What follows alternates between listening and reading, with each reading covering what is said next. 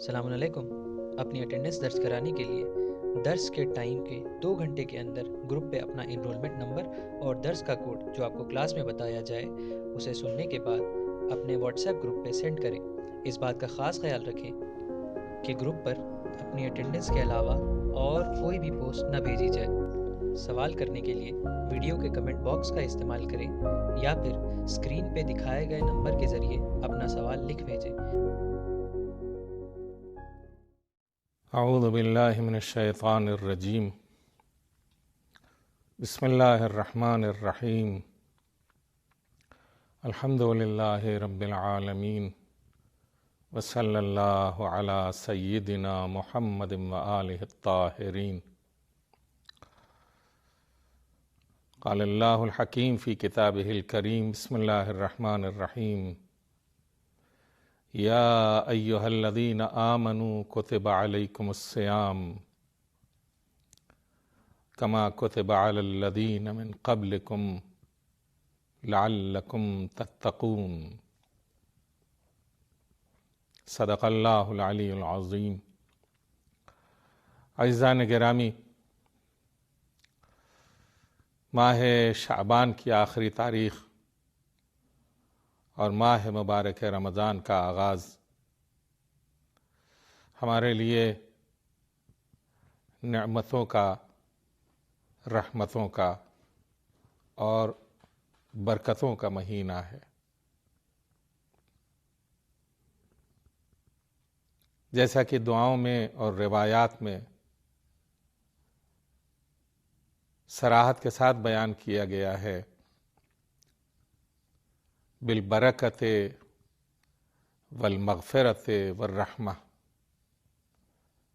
کہ یہ مہینہ برکت کے ساتھ آیا ہے، مغفرت کے ساتھ آیا ہے اور رحمت کے ساتھ آیا ہے۔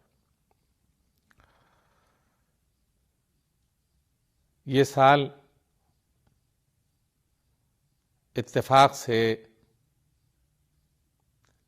اس طرح سے آغاز ہو رہا ہے۔ میں نے آغاز سال کیوں کہا؟ اس لیے کہ میں مقدمتاً یہ بات آپ کی خدمت میں عرض کرتا چلوں کہ ماہ مبارک رمضان بھی ایک سال کا آغاز ہے۔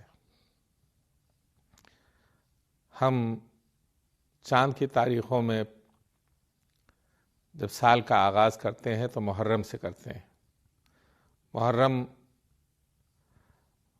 قمری سال کے اعتبار سے پہلا مہینہ ہے، لیکن سال متعدد بھی ہوتے ہیں، جیسے قمری سال ہے، جیسے شمسی سال ہے، جیسے ہم اپنے لیے بناتے ہیں خمس کا سال، یہ بھی ایک سال ہے کہ جب سال مکمل ہو جاتا ہے تو ہم خمس نکالتے ہیں۔ اسی طرح سے خودسازی کا ایک سال، خودسازی کے سال کا آغاز ہوتا ہے۔ وہ کب سے ہوتا ہے؟ وہ ماہ مبارک رمضان سے آغاز ہوتا ہے۔ خود سازی یعنی اپنی تربیت کا، خود انسان اپنی تربیت کا آغاز کہاں سے کرتا ہے؟ اپنے آپ کو بنانے کا اور اپنی روح کو پروان چڑھانے کا سال کہاں سے آغاز ہوتا ہے؟ ماہ مبارک رمضان سے۔ اصل میں یہ روحی سال ہے، تربیتی سال ہے، خودسازی کا سال ہے، اور یہیں سے اس کا آغاز ہوتا ہے، جس کی برکتیں پورے سال قائم رہتی ہیں۔ جس قدر انسان اس ماہ مبارک میں کسب فیض کرتا ہے، پروردگار عالم کی بارگاہ میں عبادت اور بندگی اور شوق و ذوق کے ساتھ عبادت کو آغاز کرتا ہے، اس کے اثرات پورے سال اس کے وجود کے اوپر، اس کے ظاہر اور اس کے باطن کے اوپر اثر انداز ہوتے ہیں۔ لہٰذا یہ تربیت کے سال کا آغاز ہے، خود سازی کے سال کا آغاز ہے۔ شہر رمضان الذی انزل فیہ القرآن، تربیت اگر ہوگی تو کس طرح سے ہوگی؟ بغیر کسی منصوبے کے، بغیر کسی پروگرام کے یہ ممکن نہیں ہے۔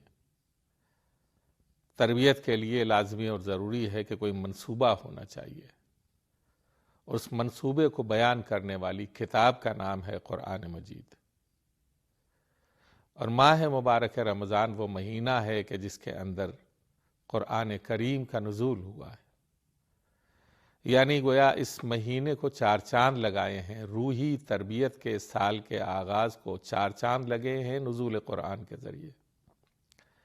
قرآن اس مہینے میں نازل ہوا، اور اس مہینے میں نازل ہونے کے ساتھ ساتھ اس نے پوری کائنات کو یہ مژدہ سنایا، ھدی للناس، یہ تمام انسانوں کے لیے ہدایت ہے۔ وبینات من الہدی والفرقان، ہدایت کی کھلی ہوئی نشانیوں کے ساتھ، حق و باطل کو ایک دوسرے سے تمیز دینے والا، حق و باطل کو ایک دوسرے سے جدا کرنے والا۔ اس ذریعے سے انسان اپنی تربیت کی منزل کمال کو پہنچتا ہے۔ اسی قرآن کریم میں ارشاد ہوتا ہے، یا ایھا الذین آمنوا کتب علیکم الصیام کما کتب علی الذین من قبلکم لعلکم تتقون۔ اے ایمان والو، روزے تم پر واجب کیے گئے ہیں جس طرح سے تم سے پہلے کی امتوں کے اوپر روزے واجب کیے گئے تھے، لعلکم تتقون، تاکہ تم پرہیزگار بن جاؤ۔ یہ پرہیزگار بن جانا کیا مطلب؟ مطلب یہ کہ اپنے آپ کو بنا لو، اپنے آپ کو سنوار لو، اپنی روح کو پاکیزہ بنا لو۔ میں نے ذکر کیا تھا کہ الگ الگ سال ہوتے ہیں۔ خمس کا سال جو ہوتا ہے وہ مال کو پاک کرنے کے لیے ہوتا ہے، ماہ مبارک روح کو پاک کرنے کے لیے ہوتا ہے۔ ماہ مبارک میں روح پاکیزہ سے پاکیزہ تر ہوتی چلی جاتی ہے۔ ماہ مبارک میں روح کے اندر کے اوپر جو حجابات پڑے ہوئے ہوتے ہیں خدا اور بندے کے درمیان، ان حجابات کو اٹھنے کے وسائل اور ذرائع فراہم کیے جاتے ہیں۔ اسی ماہ مبارک میں انسان خدا کے لیے، نہ کہ اپنے لیے، خدا کے لیے بھوکا رہتا ہے، خدا کے لیے پیاسا رہتا ہے، خدا کے لیے نگاہیں نیچی رکھتا ہے، خدا کے لیے زبان کو غیبت اور جھوٹ سے پاک رکھتا ہے، خدا کے لیے کانوں کو برائیوں سے محفوظ رکھتا ہے، برائیوں کے سننے سے محفوظ رکھتا ہے، خدا کے لیے دل کے اندر پیدا ہونے والے فطور اور برے خیالات سے اپنے آپ کو پاک کرتا ہے۔ یہ سب روزے کی علامتیں، یہ سب روزے کی علامتیں۔ جس قدر ہم اپنے آپ کو اس راہ میں آگے بڑھائیں گے، ہمارے یہاں اکثریت ایسے لوگوں کی ہے کہ جو میدے کا روزہ رکھتے ہیں۔ میدے کا روزہ جو ہے وہ بغیر نیت اور بغیر وقت کے بہت سارے جانور بھی رکھ لیتے ہیں۔ کھانا نہیں ملتا ان کو، غذا نہیں ملتی ان کو، وہ بھوکے پیاسے پڑے رہتے ہیں۔ آیا ایسا ہی روزہ بھی ہے ہمارا؟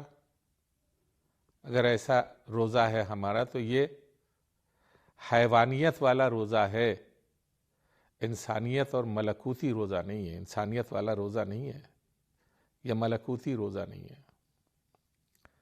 جبکہ پروردگار عالم ہمیں روزہ دار بنانے کے بعد یہ فرماتا ہے کہ تم صاحب تقویٰ ہو جاؤ گے، پرہیزگار ہو جاؤ گے۔ قرآن کریم متقین کے بارے میں فرماتا ہے وَأُزْلِفَتِ الْجَنَّةُ لِلْمُتَّقِينَ، جنت جو ہے وہ اہل تقویٰ کے لیے سجائی گئی ہے۔ ماہ رمضان متقی بنانے کے لیے، متقی وہ ہے کہ جس کے لیے جنت سجائی گئی ہے۔ وَأُزْلِفَتِ الْجَنَّةُ لِلْمُتَّقِينَ، تو یہ کتنا کہ ہمارا یعنی روزہ داروں کا جنت سے کتنا قریب کا رابطہ ہے۔ اس ایک مہینے میں ہم نے اپنے آپ کو متقی بنانے کی کوشش کی، صاحب تقویٰ بن گئے، تو اب صاحب تقویٰ بننے کے بعد ایک ہی منزل باقی رہتی ہے کہ پروردگار عالم یہ فرماتا ہے وَأُزْلِفَتِ الْجَنَّةُ لِلْمُتَّقِينَ، صاحبان تقویٰ کے لیے یہ جنت سجائی گئی ہے۔ یہ چیز جو ہے وہ سوچنے اور غور کرنے کی ہے۔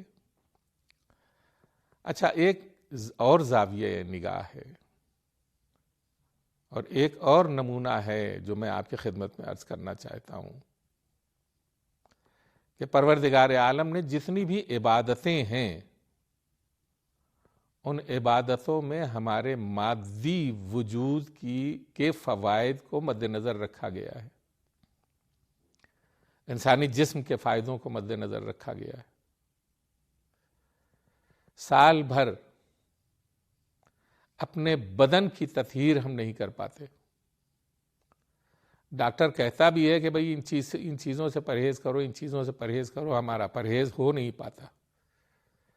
لیکن ہم جب ماہ مبارک میں قدم رکھتے ہیں اور خدا کے حکم سے روزہ رکھنا شروع کر دیتے ہیں تو بہت سی ایسی چیزوں سے پرہیز کرنے لگتے ہیں کہ جو ہمارے جسم کو نقصان پہنچا رہی تھیں۔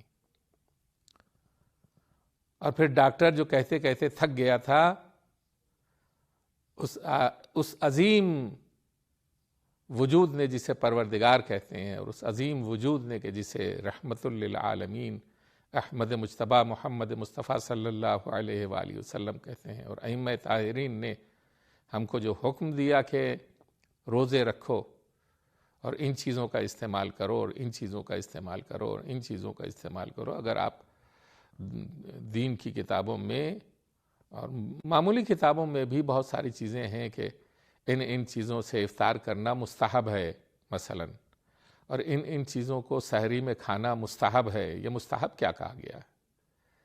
استحباب کا یہ جو ذکر آیا ہے وہ اس لیے آیا ہے کہ تمہارے لیے بہتر ہے کہ تم یہ کھاؤ، تمہارے لیے بہتر ہے کہ تم یہ پیو، تمہارے لیے بہتر ہے کہ ان چیزوں سے پرہیز کرو۔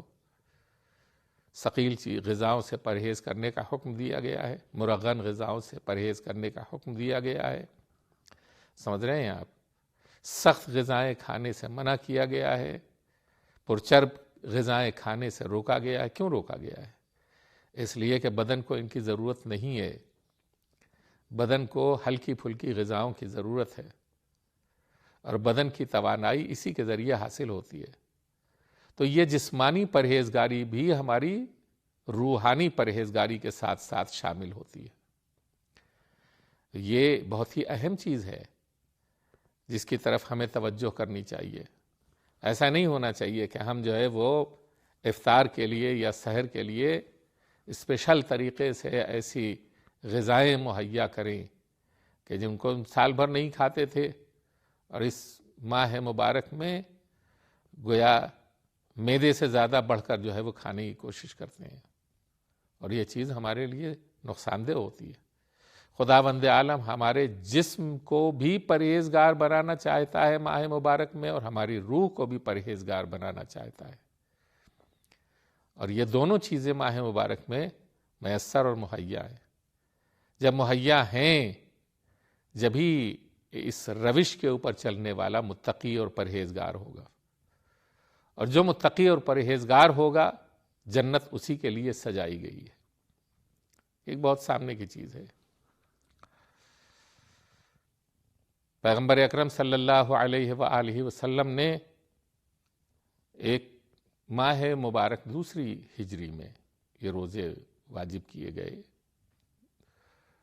تو آپ جو ہے وہ ماہ شعبان کے آخری ہفتے میں آپ نے مسجد میں جو خطبہ ارشاد فرمایا ماہ مبارک رمضان کے سلسلے میں، انشاءاللہ دوسرے علماء کرام بھی آپ کی خدمت میں آئیں گے اور اس خطبہ پیغمبر اکرم صلی اللہ علیہ وآلہ وسلم کو اس کی تشریح فرمائیں گے، خطبہ شعبانیہ، کہ جس میں اس روزے کے سلسلے میں اتنا اہتمام کیا گیا ہے کہ اس کو اگرچہ عبادت بنایا گیا ہے لیکن یہ ایک ایسا وجود رکھتا ہے کہ جس کی بنیاد کے اوپر پیغمبر نے یہ فرمایا ایھا الناس قد اقبل الیکم شہر اللہ۔ یہ وجود کیا ہے؟ وجود معنوی ہے ماہ مبارک رمضان۔ ہر چیز وجود رکھتی ہے، جیسے ہمارا وجود ہے ویسے ہی ماہ مبارک رمضان کا وجود ہے۔ اور یہ ماہ مبارک رمضان جو ہے وہ اس کے لیے روایات میں یہ بھی آیا ہے کہ دیکھو تنہا لفظ رمضان نہ کہو، بلکہ کوشش یہ کرو کہ یا ماہ رمضان کہو یا رمضان المبارک کہو۔ کیوں؟ اس لیے کہ روایات کی روشنی میں یہ بیان کیا گیا ہے، ائمہ معصومین نے فرمایا ہے کہ رمضان اللہ کے ناموں میں سے ایک نام ہے، لہذا اسے تنہا رمضان کہہ کر کے اس کا ذکر نہ کرو، بلکہ کہو رمضان المبارک یا ماہ رمضان۔ یہ کیا ہے؟ شہر اللہ، اللہ کا مہینہ۔ پیغمبر کیا فرماتے ہیں؟ قد اقبل الیکم شہر اللہ، تم تک آ رہا ہے، آیا ہے تمہارے پاس، تم اس کی طرف نہیں گئے ہو۔ دیکھیے کوئی چیز، کوئی نعمت، کوئی بہت ہی بڑا انعام اگر لینا ہوتا ہے تو لوگ اس جگہ کے اوپر اپنے آپ کو پہنچاتے ہیں کہ جہاں وہ انعام ملنے والا ہوتا ہے۔ انعام یا بہت بڑی نعمت گھر کے اوپر نہیں آتی۔ جو لوگ انعام دینے والے ہوتے ہیں وہ بڑے لوگ ہوتے ہیں، منسٹر ہوتے ہیں، مثلا شہر کا ڈی ایم ہوتا ہے، صوبے کا منسٹر ہوتا ہے، مثلا ملک کا جو ہے وہ پرائم منسٹر ہوتا ہے یا پریزیڈنٹ ہوتا ہے۔ جب وہ انعام دینا چاہتا ہے تو آپ کو اپنے پاس بلاتا ہے، لیکن یہاں شان کیا ہے؟ یہاں شان یہ ہے کہ پروردگار جو ہم سے، ہماری رگ گردن سے بھی زیادہ قریب ہے، وہ ہمیں اپنے پاس نہیں بلا رہا ہے بلکہ ماہ مبارک کو ہمارے پاس بھیج رہا ہے۔ ماہ مبارک ہمارے پاس آ رہا ہے، قد اقبل الیکم شہر اللہ، تمہارے پاس آیا ہے اللہ کا مہینہ۔ ہم کس طرح سے اس کا احترام کریں، کس طرح سے اس کی تکریم کریں، کس طرح سے اسے عزت دیں، کس طرح سے اس کی آبرو بڑھائیں کہ جو کچھ بھی ہم کریں گے وہ پلٹ کے ہمارے اوپر آئے گا۔ عزت دیں گے ہمیں عزت ملے گی، اکرام کریں گے ہمیں اکرام ملے گا، اس سے محبت کریں گے ہمیں محبت ملے گی۔ لیکن اگر اس سے چڑھیں گے، اس سے نفرت کریں گے، اس سے دور بھاگیں گے تو رحمت سے، مغفرت سے دور بھاگیں گے، برکت سے دور بھاگیں گے۔ اور یہ ہماری انتہائی بدقسمتی ہوگی کہ ہم برکتوں سے دور بھاگیں، رحمتوں سے دور بھاگیں، مغفرت سے دور بھاگیں، انتہائی بدقسمتی ہوگی۔ لہذا کوشش یہ کرنی چاہیے کہ ماہ مبارک کے لیے اہتمام کیا جائے۔ اہتمام کے لیے کیا ہوتا ہے؟ اہتمام کے لیے ہی ماہ مبارک کی عظمت کو مد نظر رکھتے ہوئے ہی ماہ رجب کو بھی اللہ کا مہینہ قرار دیا گیا، اور ماہ شعبان کو رسول خدا صلی اللہ علیہ وآلہ وسلم کا مہینہ قرار دیا، اور ماہ مبارک رمضان کو خداوند عالم کا مہینہ قرار دیا گیا۔ لہذا اگر اس کا اکرام کرنے والے اس کا اکرام کرتے ہیں تو ماہ رجب سے روزہ رکھنا شروع کرتے ہیں، تاکہ اپنے آپ کو اس منزل کے اوپر پہنچائیں۔ ہمیں قرآن ملنے والا ہے، شہر رمضان الذی انزل فیہ القرآن، اور تو اور رمضان مبارک سے پہلے توریت و انجیل و زبور اسی ماہ مبارک میں نازل ہوئے ہیں، اور یہ ساری کتابیں ماہ مبارک میں جو نازل ہوئی ہیں، ممکن ہے صحیفوں کا نزول بھی جو انبیاء و مرسلین کے پاس بھیجے گئے وہ بھی اسی ماہ مبارک میں نازل ہوئے ہوں، اس لیے کہ اس ماہ کی، اس مہینے کی برکت بہت زیادہ ہے۔ تو اب مخصوصاً اگر 4 کتابیں اس مہینے میں نازل ہوئی ہیں تو اس کا مطلب یہ ہے کہ یہ بہت اہم ہے، اور ہمیں خود اس کا اکرام کرنا چاہیے، اس کی تعظیم کرنا چاہیے جس قدر ہم تعظیم کر سکتے ہیں۔ دیکھیے، یہ سال جو جسے ہم گزار رہے ہیں، یہ سال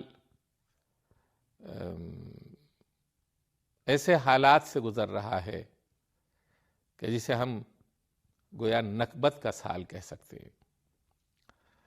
بیماری کا سال ہے، کورونا دنیا میں چاروں طرف پھیلا ہوا ہے، اور ہزاروں موتیں ہو چکی ہیں، لاکھ سے بھی بڑھ کر کے موتوں کا سلسلہ چلا گیا ہے، اور کروڑوں انسان اس بیماری میں گرفتار ہو گئے۔ یہ بات اب میرے پاس وقت میں گنجائش نہیں ہے، بعض لوگوں نے یہ باتیں اڑائی ہیں کہ مراجع نے اس ماہ مبارک میں روزہ رکھنے سے روکا ہے، یہ بالکل غلط ہے۔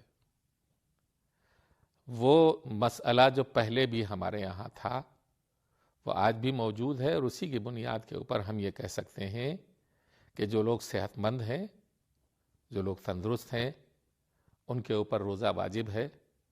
جو بیمار ہیں اور جو تشخیص دیتے ہیں کہ ہم روزہ نہیں رکھ سکتے، یا ڈاکٹر ان کو منع کرتا ہے کہ ہم روزہ نہیں رکھ سکتے، کہ ڈاکٹر کے حکم کے مطابق اگر وہ یہ کہہ رہا ہے کہ آپ کو پانی کی ضرورت ہے اور بار بار پانی کی ضرورت ہے، تو اب ایسے میں ہم کو رکنا پڑے گا، وگرنہ جتنے بھی تندرست افراد ہیں، جتنے بھی صحت مند افراد ہیں، حسب معمول وہ روزہ رکھیں گے، اس میں کسی طرح کی کوئی چھوٹ نہیں ہے۔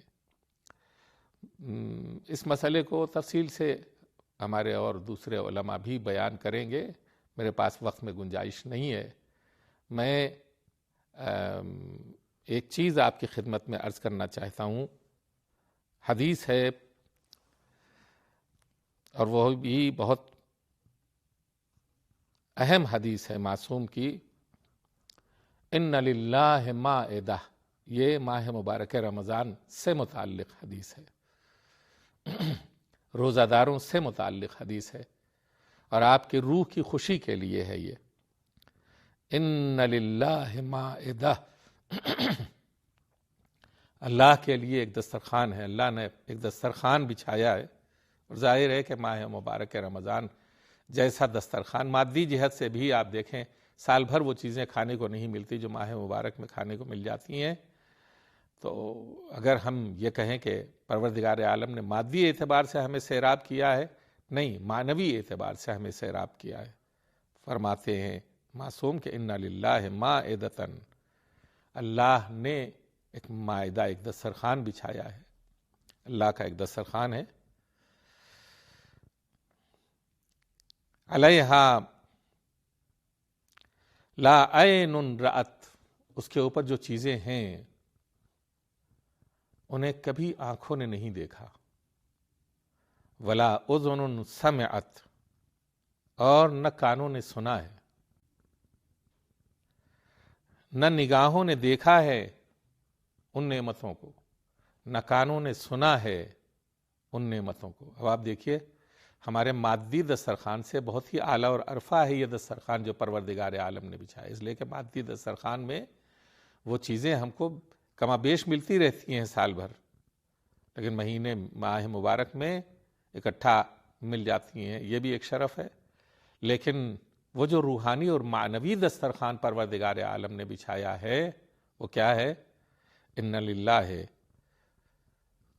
مائدۃ علیہا ما لا عین رأت ولا اذن سمعت، اس کے اوپر جو نعمتیں ہیں انہیں نہ نگاہوں نے دیکھا ہے اور نہ کانوں نے سنا ہے۔ یہ کیسی نعمتیں ہیں؟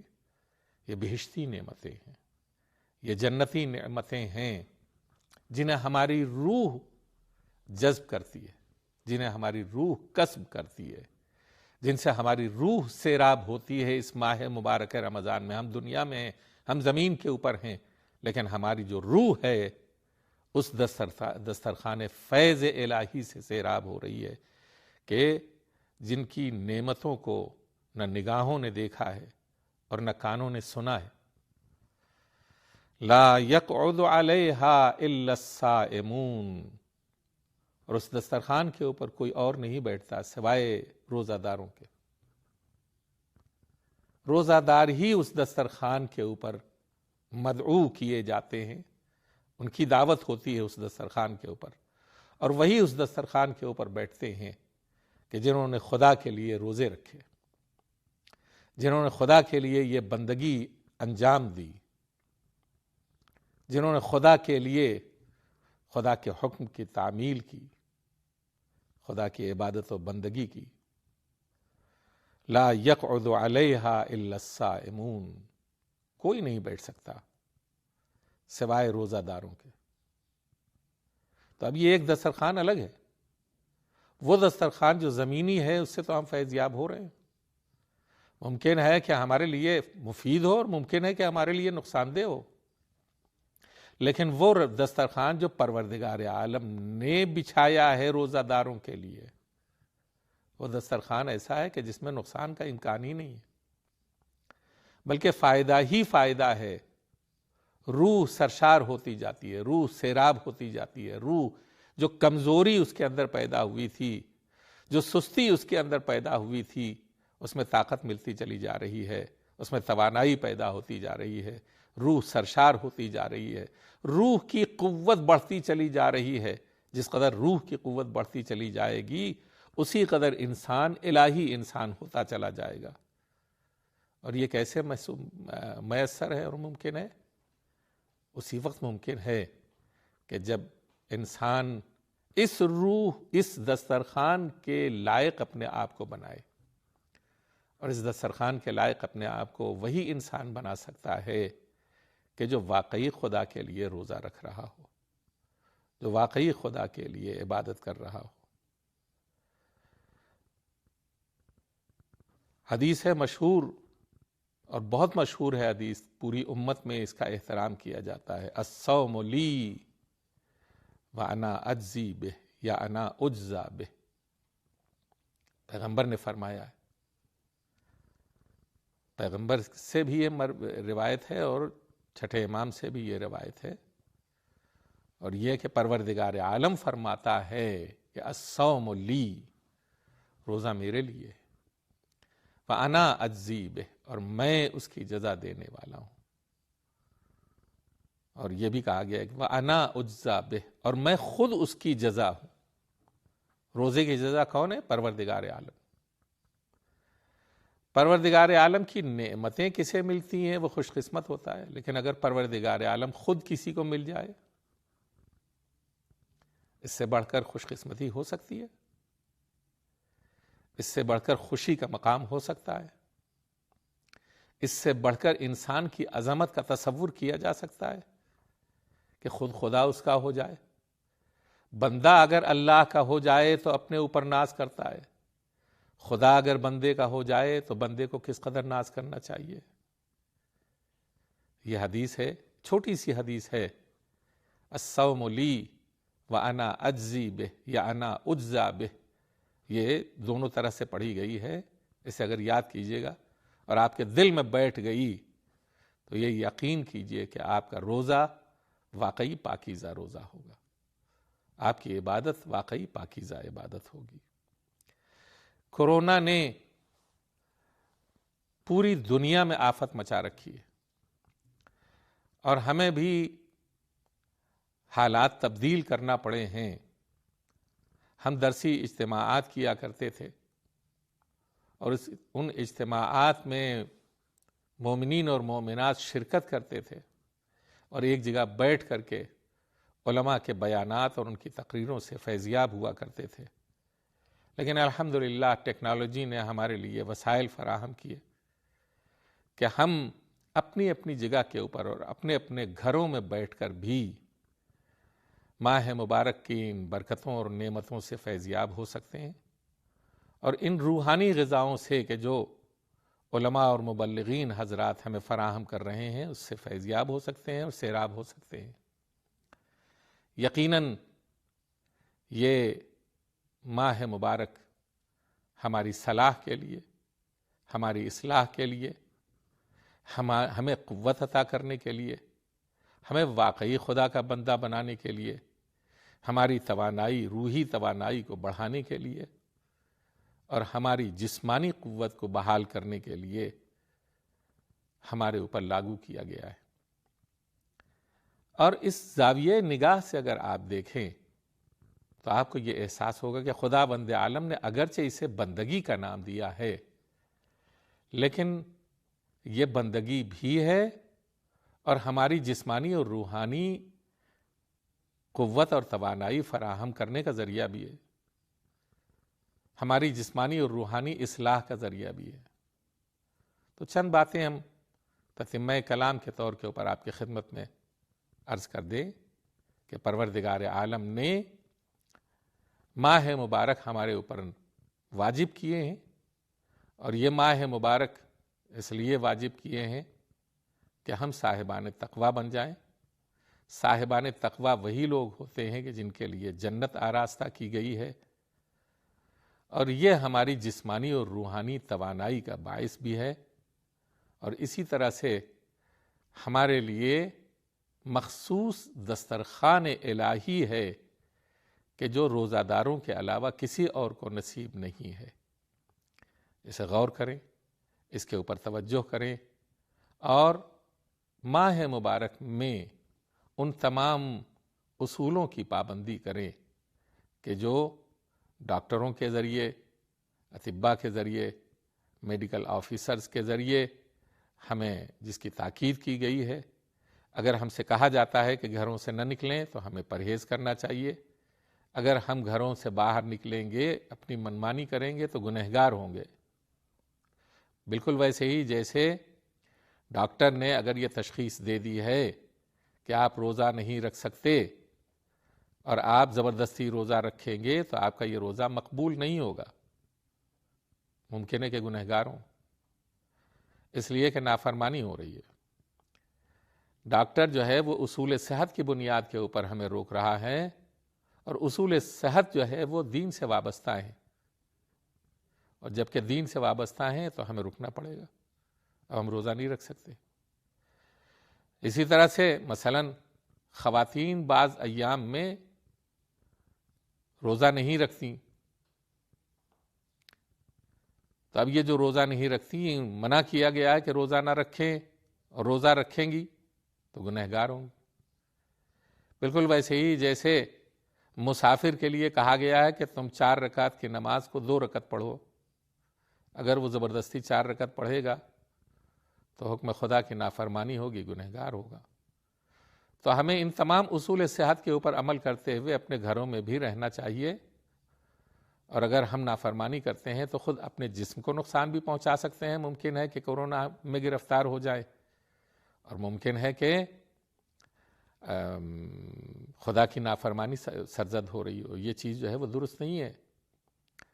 ہم اپنی اپنی جگہ کے اوپر بیٹھ کر کے ماہ مبارک کی ان تمام روحانی دسترخوان کی نعمتوں سے فائدہ اٹھائیں اور اٹھا رہے ہیں۔ امید ہے کہ ماہ مبارک کے آغاز میں ہماری یہ چند باتیں اور یہ چند نصیحتیں آپ کے لیے مفید واقع ہوئی ہوں گی۔ مجھے بھی دعاؤں میں فراموش نہ کیجیے گا۔ وصلی اللہ علی محمد وآلہ الطاہرین، والسلام علیکم ورحمۃ اللہ وبرکاتہ.